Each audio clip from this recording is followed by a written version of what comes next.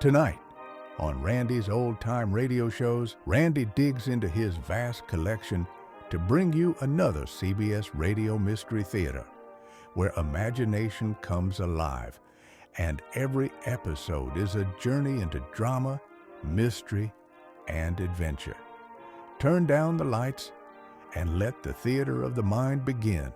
The CBS Radio Mystery Theater presents...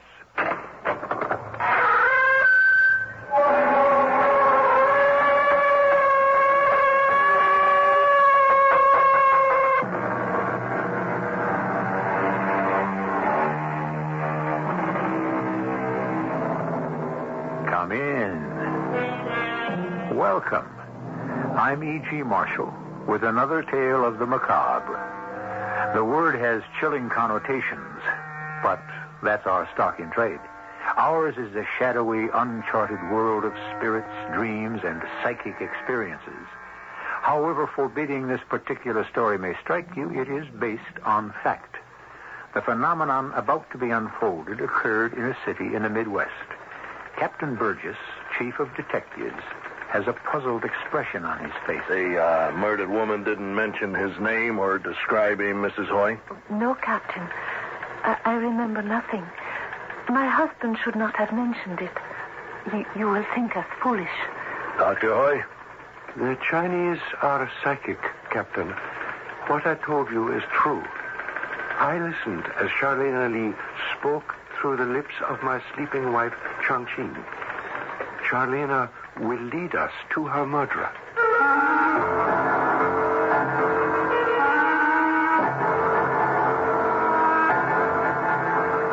Our mystery story, The Voice from the Grave, was written especially for the Mystery Theater by Roy Windsor and stars Earl Hammond.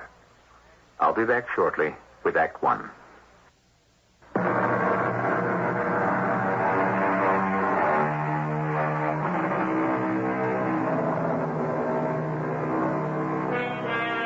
As you have already inferred, the subject of our story is a psychic phenomenon. Although most of us probably admit the possibility of such an experience, I don't suppose that many of us know anyone to whom it has occurred. Medicine accepts the psychic without understanding him thoroughly. One definition is a person, and I quote, apparently sensitive to non-physical forces. Captain Burgess is in his office at police headquarters. And that's the whole story, Ralph? That's it, Captain. We questioned everybody. Cross-examined them over and over until the hospital super, Mr. Gilman, said we were interfering with the staff. And get out, or he'd telephone the commissioner. Give it up, Norm. It's just another unsolved killing. We got more important things to worry about. Charlena Lee was murdered. What's with you and this Charlena Lee? The brutality of it, left under a mattress with a knife in her stomach and set on fire, was senseless and vicious. Why are you in this business, Ralph? Huh? You're a cop because deep inside your cynical exterior, you want the city to be safe for the decent citizens. Oh, when someone goes crazy, it's our job to arrest him before he does more damage. Now, somebody brutally murdered that Chinese woman, and I intend to get that someone and send him to the chair. We've worked our tails off, Norm. Nothing, as you said. No motive we can find. She didn't earn much money as a lab technician. No sex life. And she lived simple. No real friends except for Mrs. Hoy, the wife of this Dr. Toon Hoy, heart specialist. Mrs. Hoy worked with Charlena. They're Chinese, too.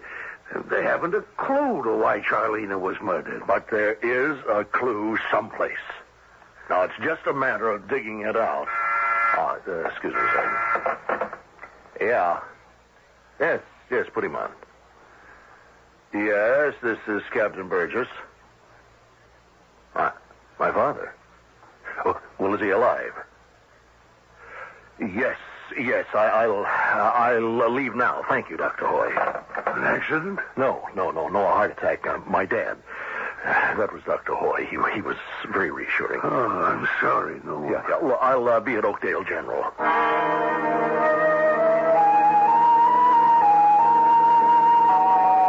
Captain Burgess, please sit down. Oh, yes. Thank you, Doctor. Thank you for telephoning me personally. You're welcome. You have seen your father? Yes. He even winked at me from under the oxygen tent. How is he really, Dr. Hoy? Well, it's too early to tell. He appears to be strong. I have every hope he will recover. It is a matter of rest. Your mother has requested special nurses for the next few days. Oh, yes, of course. Please, do everything you can for him. How long will he be hospitalized, Doctor? For 3, perhaps only 2 weeks. Then he must rest at home. Oh, well, I'll drop in to see him once a day. That will be a tonic for him. Yes. Doctor, while I'm here, I want to apologize for the investigation which has, disrupted the hospital staff. The superintendent... Yes. Dr. Gilman's been very upset. The police have persistently questioned every one of us. Technicians, nurses, my wife, me, the interns, everyone. It has been distracting. Well, so is murder. Yes. Poor Charlene Lee.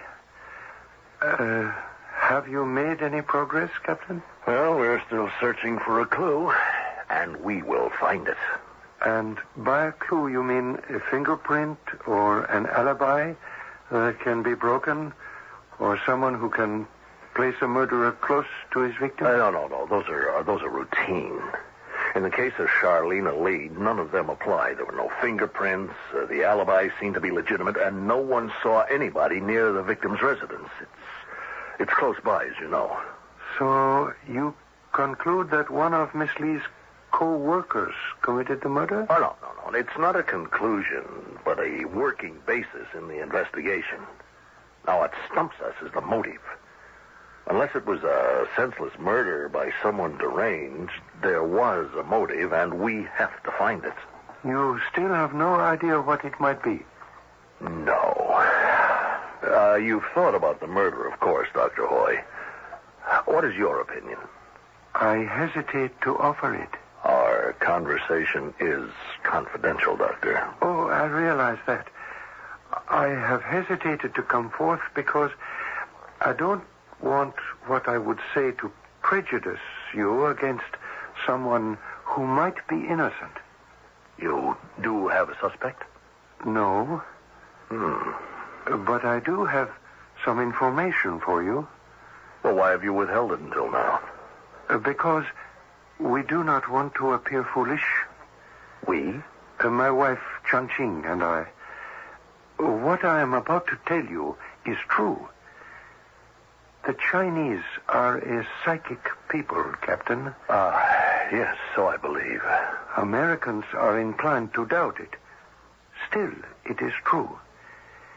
The murdered woman, Charlene Lee, has spoken through the lips of my wife when she was sound asleep.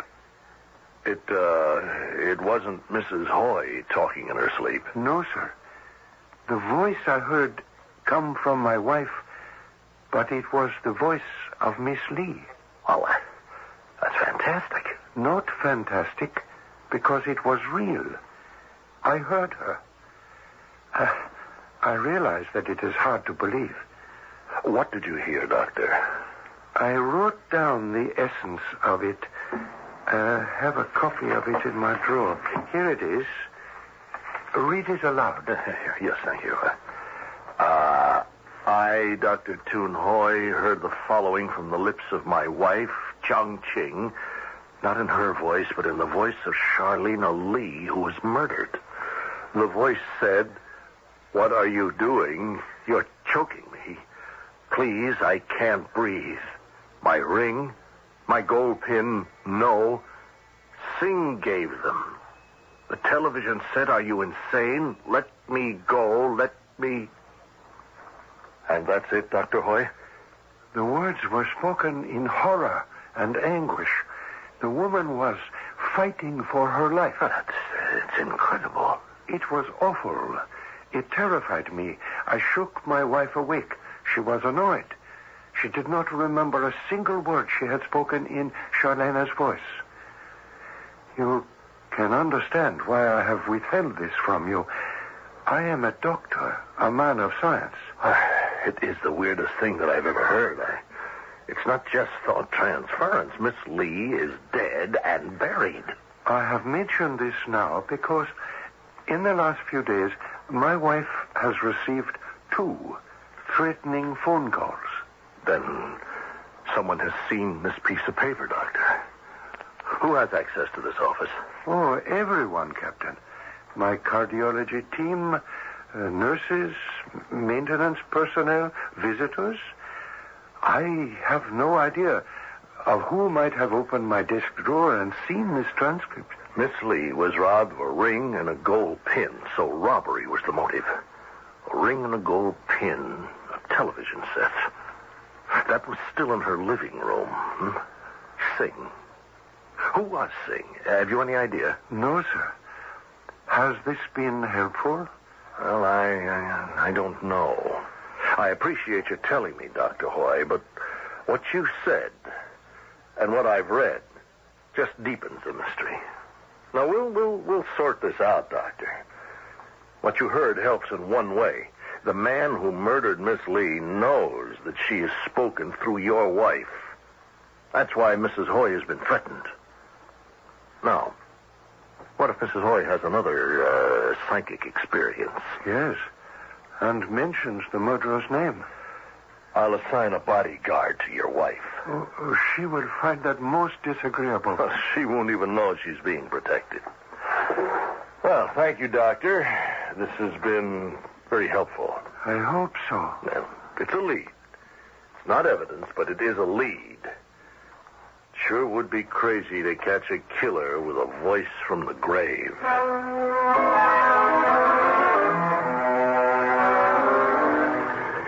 You believe it, Norm? Oh, I don't disbelieve it. Why would Dr. Hoy make it up, huh? Mrs. Hoy's got a real imagination. She was this Miss Lee's friend. The murder weighs on her. She imagines stuff. But she spoke in Miss Lee's voice. Okay, if you say so. Just don't mention it to the DA. You get the big haul. No, there is nothing to mention. There is no evidence. It's only a lead. Lead? What lead? Well, we start with the fences in town. Norm. By the time we've checked every one of them, I'll be ready for retirement. Anyway, how do we know the ring and the pin were sold? We don't. Maybe the killer kept them. But we got to start somewhere. And another thing, what happened to Miss Lee's things? Her personal things. There are none. Oh, a worn suitcase, dresses, hospital uniforms, a few books. Most of them about stargazing, life after death, that kind of stuff. Where are they? Well, gosh, I don't know. Find out and bring everything to my office. What for? A clue. I want to know about that ring and that pin and a guy named Singh. There's 100 Singhs in the city. Well, that should keep you busy. Give me a description of the ring and the pin. I'll have an exact one for you after I speak with Mrs. Hoy. I'm going up there at 6. In the meantime? Find Miss Lee's belongings. Go through them. All right. What am I looking for? Well, if you're lucky, reference to this guy, Singh. I thought she didn't have any men friends. That's what I've been told. Do I have to believe it? Captain Burgess and my wife, Chongqing. Oh, I'm pleased to meet you, Mrs. Hoy. You interest yourself in Charlene Lee?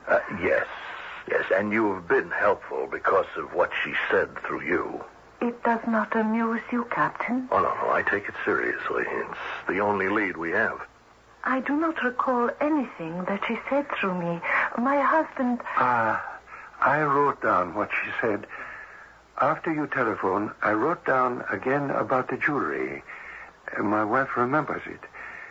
The description is there. Oh, thank you. They were her only treasures. Those 2 pieces. A sapphire set in a silver band. On which finger did she wear it, Mrs. Hoy? The fourth finger on the left hand. And the pin? Gold, in the form of the leaf of a clover. It was delicately made. A lovely pin, very expensive. Yeah. We understand that she had no men friends. None that we knew of. But who was Singh? The ring on her wedding finger... Singh? Did she ever mention him once? No, not to me. Charlena was secretive. Is it important? Yes, it could be. If we had his full name. A disappointed lover? It's possible. Or a man she loved. Did he buy the ring and the pin? See, if I had his full name, we could trace him. And then there's the mention of the television set. Now, what could that mean? Charlena had trouble with that set. Someone was always repairing it. Any idea who he was, Mrs. Hoy? It could have been one of several men who work for the hospital. I will try to find out for you, Captain. Yes, thank you. I'd appreciate it. I think we're getting somewhere.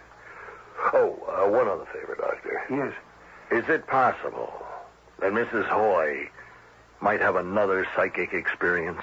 I cannot tell. Why do you ask? Because if she does, I want to be notified. I'd like to be here when Charlena again speaks through her.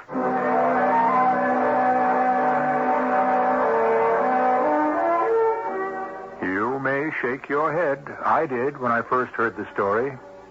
When you're asked to believe in a literal voice from the grave, the voice of a corpse that spoke through a sleeping, living person. But however strange it may seem, it happened. That opens up speculation about a number of subjects. Life after death, spirits that may wander the earth, the riddle of the universe. I'll have more when I return shortly with Act 2.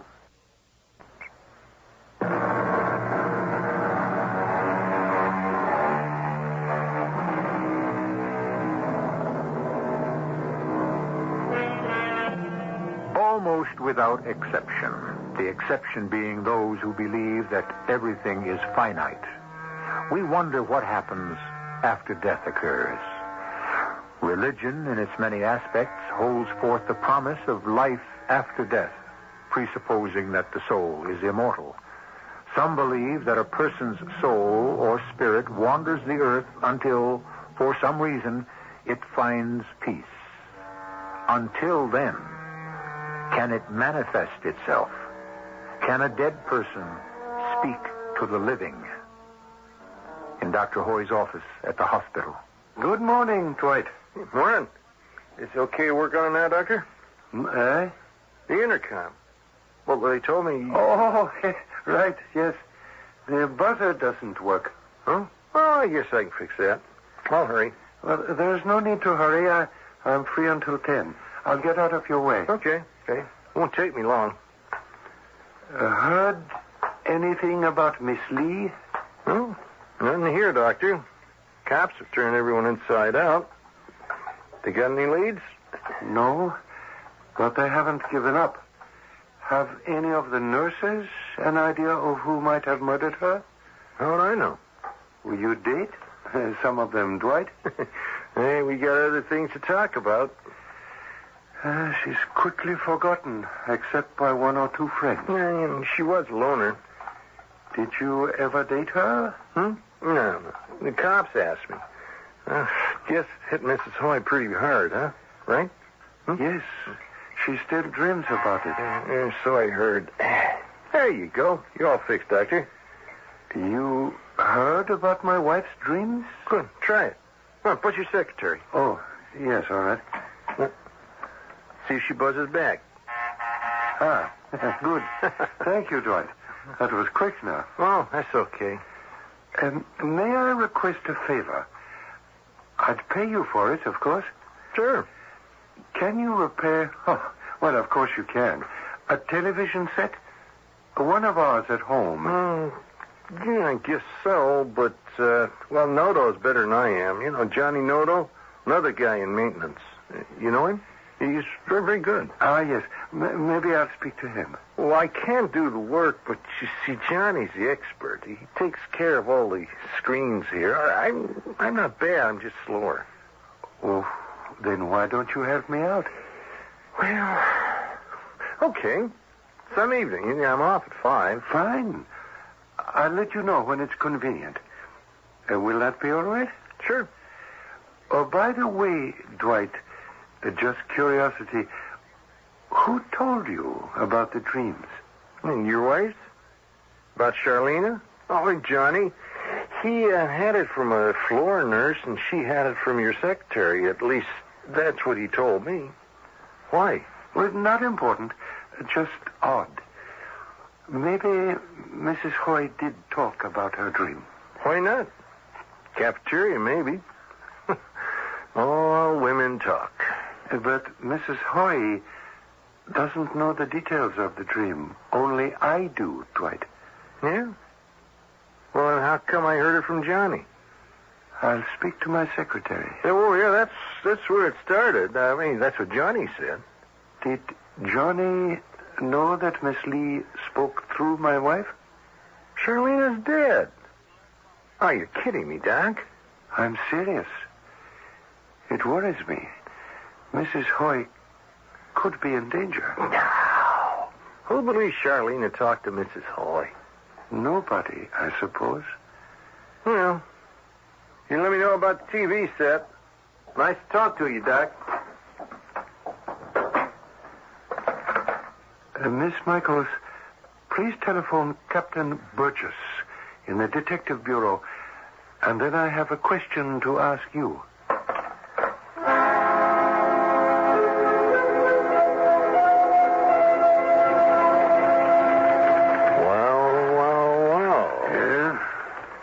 What, Norm? Who's Noto and Taylor? Maintenance men at Oakdale General. They're electricians. So? They know how to repair TV sets. You're reaching. Noto was on the night shift, 5 until 12. Taylor was off at 5 and went home. Can they account for where they were between 5:30 and 7 when the fire was discovered? Sure. Noto punched in at 5. Taylor went home. Witnesses? Sure. Security saw Noto at 6 repairing a lamp connection in the lobby. Taylor's wife swears he was home by 6. Oh, well, I didn't think he was married. Isn't he on the town? Well, it's an arrangement. He's a macho guy. Well, thinks he is. Where does he live? Foster Avenue by the lake. Drive to work? No, he takes a bus. Mm-hmm. And Miss Lee? She had a car. She left alone? Was anyone in the car with her? Is there a parking lot attendant? Sure. Well, did anyone question him? I'll find out. Do that. Anything on the fences? No, nothing. What about Miss Lee's personal effects? Red tape. I'll get them released by tomorrow. Anything else? No, not offhand. We need a break, Ralph. Those alibis aren't watertight. Look, why don't we pick up those 2 guys and go at them? Too soon. Excuse me. Captain Burgess. Dr. Hoy, Captain. I have some information for you. Go ahead. My secretary denies gossiping about Mrs. Hoy's visitation from Charlena Lee. I showed her my handwritten transcript. She had never seen it before. You believe her? Absolutely. Then I chatted with all the floor superintendents. One of them admitted that she had heard about my wife's strange experience from an orderly who can't remember who he heard it from.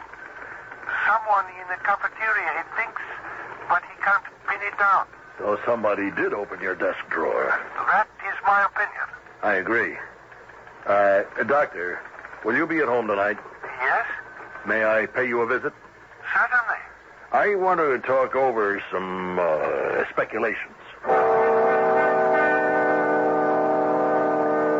That is progress, Captain Burgess. Yes, of a sort. We're no longer groping around. No, we're trying to find flaws in some alibis, and I'm sorry Mrs. Hoy is retired, but it is late. It's my fault. How could she help you, Captain? There are 4 pieces to the puzzle. The ring, the pin, the TV set, and Sing. I'd hoped that Mrs. Hoy might remember something about Sing. Now, is that a man's name, first, last? Either. Well, you've helped us a great deal already. Let me go. Captain. What are you doing? Keep your hands My wife. off me. Speaking in her sleep. Go. Come, Captain. Another psychic visitation? But she's in pain. This is our bedroom. I opened the door after she fell asleep. Go away from me, please. Charlena's voice. Oh. That is the voice of Charlena Lee. Good Lord. You're choking me. My pin, my gold pin. Let go of me. Give that back. That pin. Sing, give it to me. Ring. My engagement ring. Sing. Help me. Tian Ching is killing me. Sing. Yuan. Engagement ring. Good pin. Don't breathe. Choking. Avenge me. Television set. Can do repair. Avenge me. Jiang Qing. We have witnessed her murder. He strangled her, and then he stabbed her. But we still don't know who he was. Jiang Qing. Jiang Qing. Wife, Charlena again has spoken through your lips. Who? Captain Burgess?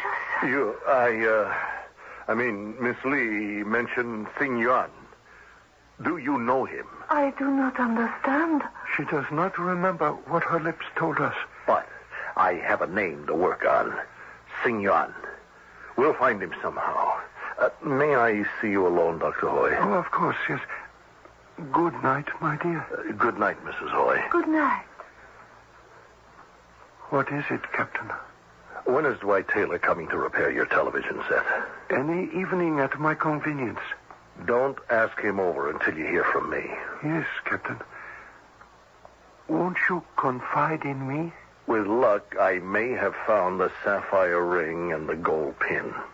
That would be extraordinary. Well, it's a hunch, but it may pay off. A hunch about what? Is Taylor a ladies' man? So I have heard. Well, does he pay for his favors? Ah, I begin to see what you mean.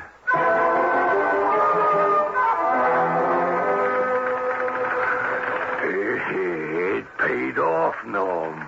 That guy in the hospital parking lot is pretty sure that Miss Lee left the hospital with Taylor the night she was murdered. Good work. And, A policewoman posing as a saleswoman for a kid's encyclopedia visited everybody in Miss Lee's immediate neighborhood.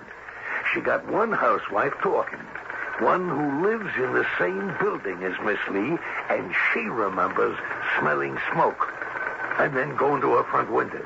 Well, go on. She saw a man leaving the building carrying a small bag, a toolkit probably. It was dark, so she can't be sure of identifying him. But a guy did leave the building shortly after the woman smelled smoke. About what time? Around 6:15. Now, what time did Taylor get home?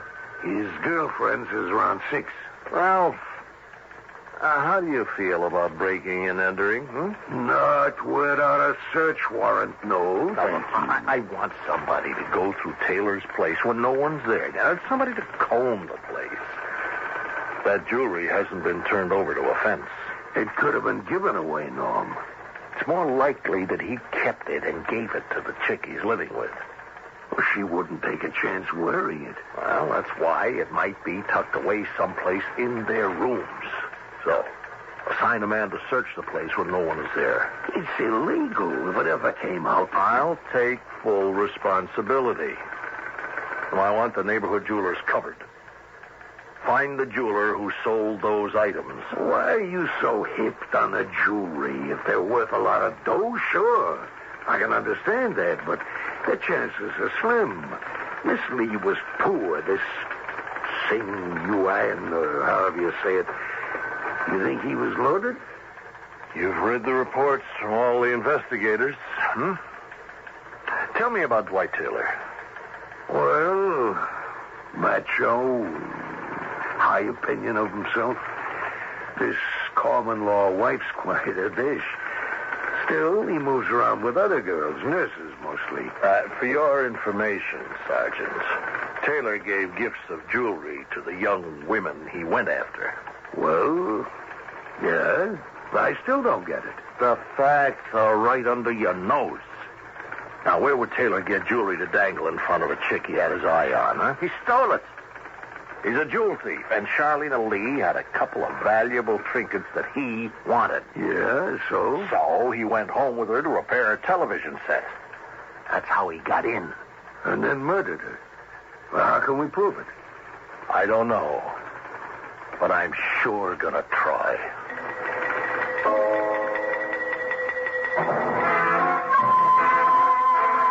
The solution to any tough problem is patience and thoroughness. Charlene Lee's voice from the grave has supplied several tantalizing clues to her murder. What you must bear in mind is that the story unfolding is based on fact. The police have often turned to psychics for help, and it has paid off. It is possible that Miss Lee's revelations through Mrs. Hoy will corner a killer. I'll be back shortly with our final act.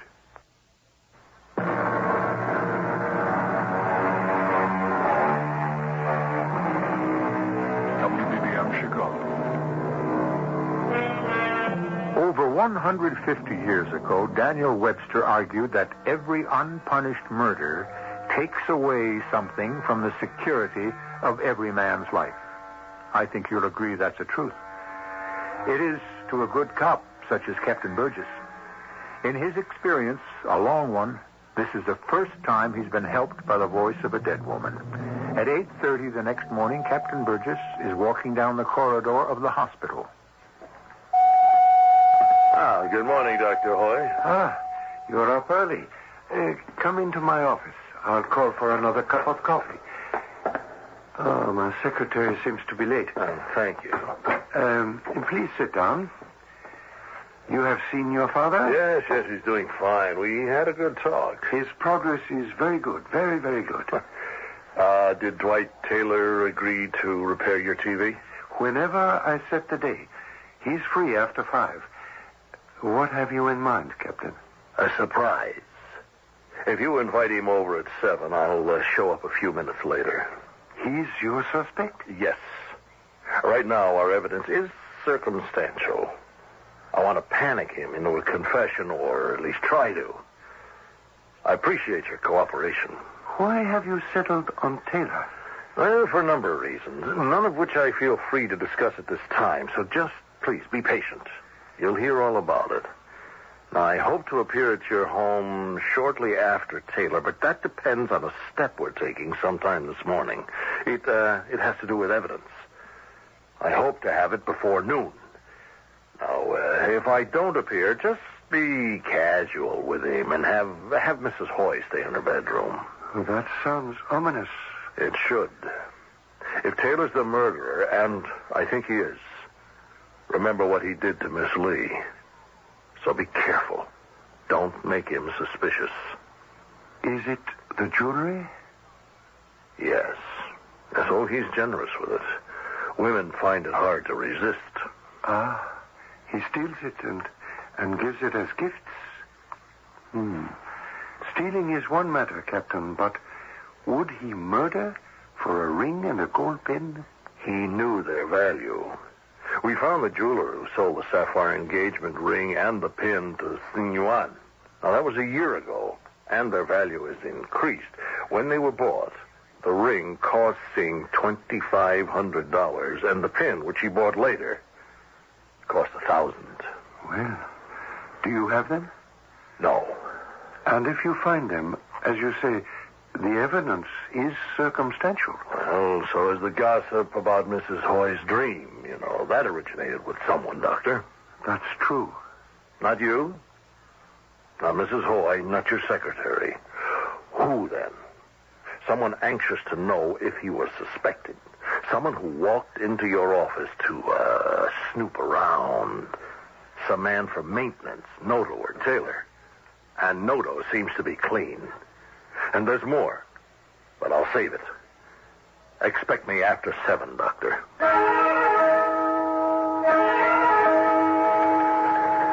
I want a promotion. Oh? I'm a genius. Well, go prove it. How about this? Hey, who found it? Is that the gold clover leaf pin, or is it the gold clover leaf pin? Who broke into Taylor's joint? Sergeant Winkleman. Give him a medal. Well, I won't forget it. Now, come on, tell me about it. Well, he waited until Taylor went to work. Then he rang the bell and was told to come up. He was dressed in work clothes and carried some plumbing tools. What excuse did he give to the woman? He said the landlord, it's a 4-flat building. He asked him to check on a leak coming through the floor to the first floor west. She didn't know what to make of it. He got in. And? Winkleman knows plumbing. He tightened up a few connections, and she asked him to change a washer in the bathroom. He agreed. She got friendly, invited him to have a drink. He went along. Where did he find the pin? On her bureau in her bedroom. He went through it to get to the bathroom. He just put it in his pocket and brought it to me.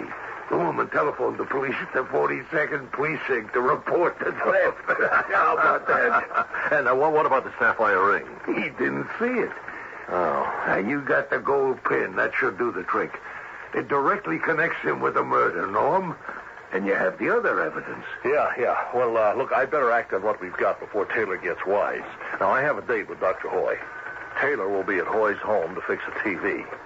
I stroll in, and then the fun will begin. You better come along to cover me. I won't be armed. I want him alive.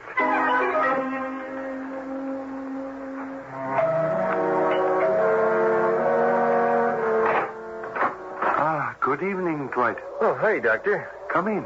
Okay. Thank you for stopping by. Under the circumstances... Yeah. Well, you know what happened. Yes, your wife told me. Oh, she ain't my wife. And can you imagine opening the door to a stranger? Some guy who says he's a plumber who needed a plumber. Landlord didn't say nothing about no plumber, so this guy wanders in, and when he wanders out, all the jewelry's gone. Ah, that's too bad. Yeah, he scooped up everything off the bureau. From the bedroom? Yeah. Smart, huh? She had him fix a faucet in the bathroom sink. Now, you don't let a stranger into your house, right?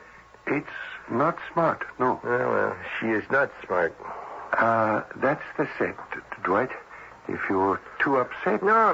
Now, this will take my mind off it. Hey, you alone? Yes, I am. Mrs. Hoy went to a movie. She had any more dreams? It wasn't a dream, Dwight. She talked out loud. Oh?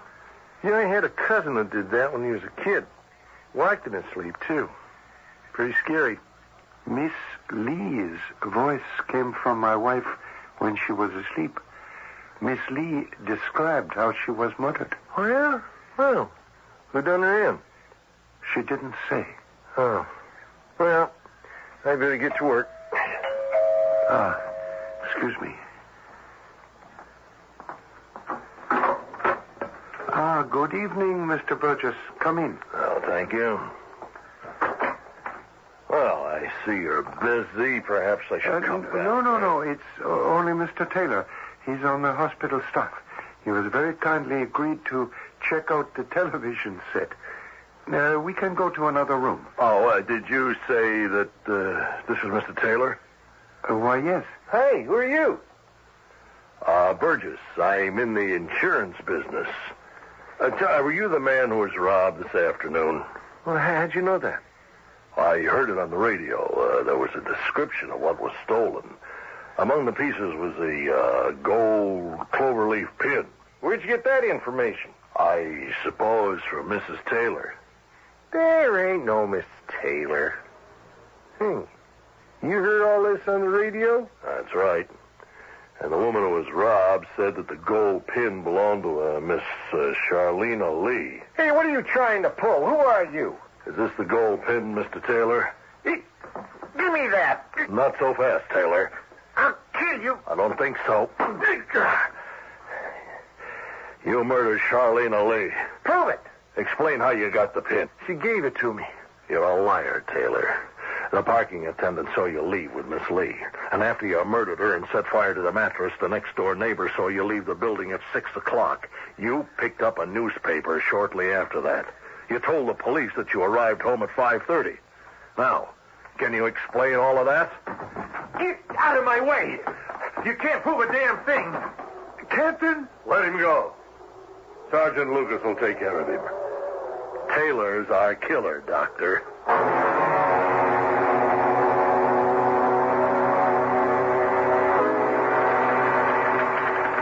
The defense attorney makes you look silly, Norm. He keeps hammering away at that voice from the grave. I hope this case isn't laughed out of court. It won't be. Charlena Lee was murdered. Now, the evidence against Taylor is circumstantial, but it's strong. Maybe if Mrs. Hoy got on the stand and told... No. I understand the DA's problem. He's got to stick to facts, and we have quite a few. He's afraid to introduce the testimony about the voice from the grave, and I don't blame him. You didn't believe it either, Ralph. Well, I do now. You heard it yourself. Oh, I sure did. Telephone to see if the jury's gone out, Norm, will you? No. That's self-torture. Now, you go home and get a good sleep. How about you? I have a visit to pay. The Hoys? Yeah. Just imagine how they feel. If they're victimized by ridicule, I will speak out.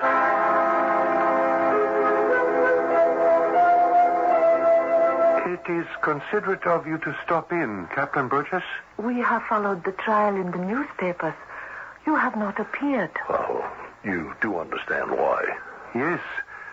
Charlena Lee's voice gives you clues that lead to Taylor's arrest, but you cannot introduce her testimony as evidence. It would be laughed at. I want you to know something, Doctor. And you too, Mrs. Hoy. Yes? The defense has made the three of us look ridiculous to the public. Now, if there are any repercussions from it, if your positions are threatened in any way, I will testify to the truth about Miss Lee. Thank you, Captain. I thank you, too. I heard Miss Lee's voice. At least, it was not Mrs. Hoy's normal voice. I will swear to what I heard. Now, the point is this. Without that information, however slim, that Miss Lee supplied, I never would have zeroed in on Taylor. Excuse me. Yes? This is Dr. Hoy. Hi, Doc. Tell my boss, this is Sergeant Lucas. Tell the captain that the jury reached a verdict. Taylor got 10 years. Oh, I am so glad. Thank you, Sergeant. Good news. Dwight Taylor was found guilty and sentenced to 10 years in prison. He should have been sentenced to life. Was it not possible that he might have been acquitted? Yes, I suppose so. Then let us be grateful that he was not. We have been vindicated. Those who have laughed at us have been put down. Charlene Lee has been avenged. We thank you, Captain.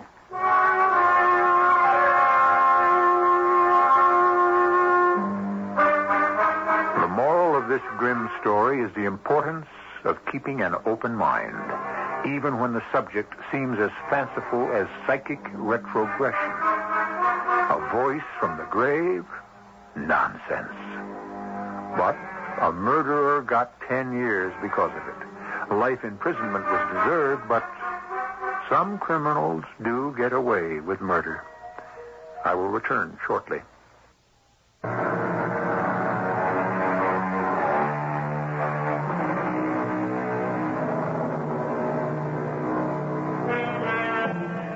The story of the Voice from the Grave, although changed in part, was based on an actual police case in which a murderer was tracked down because a dead woman spoke through the lips of a sleeping friend. I know it's hard to believe. I myself find it hard to believe. But Dwight Taylor was caught and sent to prison because a captain of detectives had an open mind. Our cast included Earl Hammond, Court Benson, and Carol Teitel. The entire production was under the direction of Hyman Brown. Well, folks, that's all for this episode here on Randy's Old Time Radio Shows. Now, bringing these golden oldies back to life takes no small amount of time and effort from our good friend Randy, cleaning up the audio, converting the files, and making sure each show has the best audio possible. If you've enjoyed the program and you'd like to help keep these classics on the airwaves night after night, why not consider a small donation?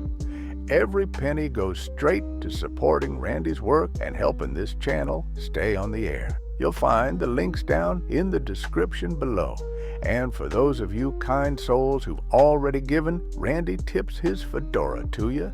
Your support truly keeps this old radio spirit alive. Thanks ever so much. And until next time, keep those dials tuned and keep the memories rolling.